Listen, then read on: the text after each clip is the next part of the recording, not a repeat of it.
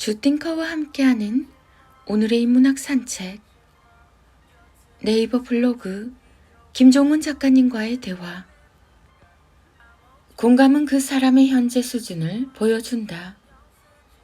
하루는 검색을 통해서 와인 콜키지 프리를 실행하고 있다는 사실을 확인한 식당에 방문했다. 미리 전화를 해서 직원에게 콜키지 프리를 재차 확인했고 자리까지 예약을 마친 상태라서 어떤 거리낌도 없이 준비한 와인을 꺼내서 마시기 시작했다. 별 문제 없이 요리와 와인을 즐겼고 한 달 동안 4번 방문할 정도로 단골이 되었다. 문제는 5번째 방문에서 일어났다. 그날도 마찬가지로 요리를 주문해서 와인과 즐기고 있었는데 식당 주인이 갑자기 이런 이야기를 꺼낸 것이다. 손님, 원래 와인 콜키지는 돈을 받아야 하는데 단골에 늘 요리를 주문해 주셔서 안 받는 겁니다. 보통의 경우라면 아마 바로 이렇게 응수할 것이다. 아니, 난 이미 전화로도 확인하고 왔다. 게다가 검색을 해보니 콜키지 프리를 해주던데 그건 대체 왜 그런 거냐? 나는 그런 말을 하지 않고 오히려 이렇게 반문했다. 아, 와인 콜키지에 돈을 내야 하는군요. 그러자 주인은 신나게 자신의 생각을 털어냈다. 그럼요. 보통 3만 원에서 많으면 5만 원도 받습니다. 보통 요리를 즐기는 단골들께는 서비스를 하는데 식사를 주문하는 분들께 제공하기에는 무리가 있어요.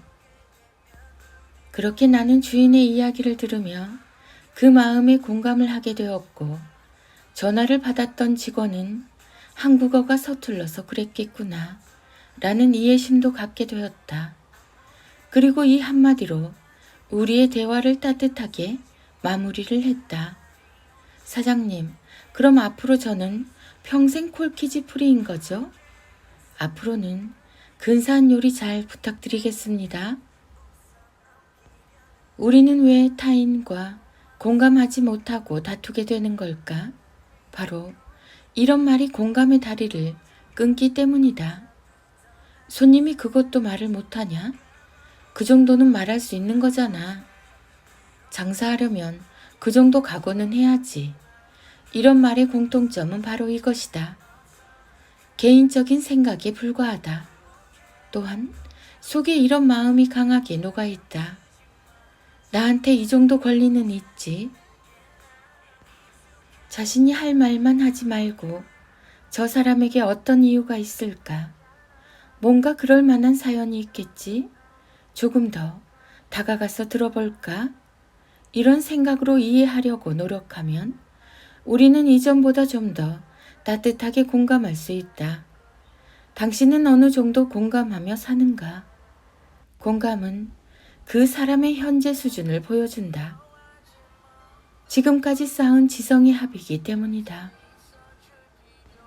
아이의 중심을 단단하게 잡아주는 부모의 교육법은 8가지가 다릅니다. 1.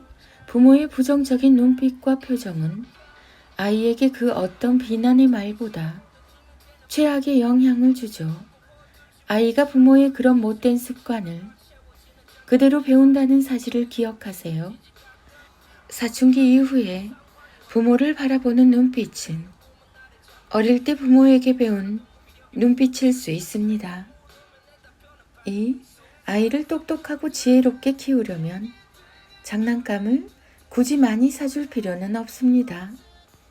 많이 있으면 하나도 제대로 모르게 됩니다. 하나를 갖고 다양한 방식으로 활용해야 두뇌와 언어 능력 향상에 좋습니다. 3. 육아는 누가 누구를 돕는 게 아니라 부부가 힘을 모아 함께하는 것입니다. 이번에는 네가 좀 해라 라는 말보다는 우리 같이 해볼까? 라는 말이 아름답고 부부가 나누는 말을 곁에서 다 듣고 있을 아이의 마음 성장에도 그게 좋습니다. 4. 몸이 약하거나 자신감이 없다면 아이가 운동은 꼭 할 수 있게 해주세요. 자신감이 붙으면서 자존감이 탄탄해지고 당당한 표정과 맑은 눈빛으로 삶의 여유를 즐길 수 있게 됩니다. 5. 아이를 대할 때 공감력이 부족하시다고요? 입에서 나오는 대로 말하면 감정만 나옵니다. 감정은 서로에게 상처만 주죠. 하지만 3번 생각하고 말하면 공감의 언어가 나오기 시작하니 중요한 말은 꼭 3번 생각하고 말해주세요. 6. 아이의 지적 성장을 원한다면 많은 책을 읽는 건 별로 중요하지 않습니다. 10권의 책을 한 번씩 읽는 것보다 한 권의 책을 10번 읽을 때 아이는 깊고 넓은 생각을 시작하며 분야를 넘나드는 통찰을 하게 됩니다. 7. 아이가 멋지게 실수할 수 있게 해주세요. 늘 부모가 옆에서 조급한 표정으로 아이를 도와주며 아이가 할 일을 대신해주면 아이는 실수할 소중한 기회를 잃게 됩니다. 조금 답답하고 마음이 힘들어도 참으세요. 실수할 때 실수해야 그 경험이 지혜가 됩니다. 8. 세상에 느린 아이는 없습니다. 여러분의 인생에서 느리다라는 말을 아예 삭제해 주세요. 그래야 비교와 평가가 아닌 아이에게 맞는 성장의 언어를 쓸 수 있고 부모의 마음 역시 편안해질 수 있습니다. 여러분의 사랑스러운 아이가 당신이 준 사랑을 아무것도 기억하지 못할 거라고 생각하지 말아요. 함께 보낸 지난 모든 순간의 표정과 말은 지금도 아이 안에 차곡차곡 쌓이고 있습니다. 지금 아이에게 필요한 건 바로 이것. 부모의 따뜻한 품과 굳은 믿음입니다.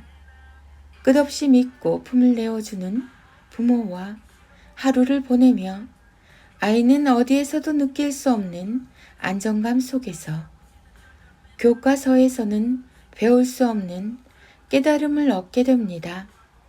삶을 대하는 부모의 태도가 아이의 철학이 됩니다. 66일 밥상머리 대화법, 66일 인문학 대화법, 김종원 작가. 김종원 작가, 자녀교육, 부모교육, 책 육아, 홈스쿨링, 대화법, 질문, 초등교육 독서, 글쓰기, 부모의 말, 사춘기, 66일 밥상머리 대화법, 66일 인문학 대화법. 중3 아들과 엄마의 낭송이 이어집니다. 인문학의 대가 김종원 작가님의 하루 한 장 365 인문학 달력.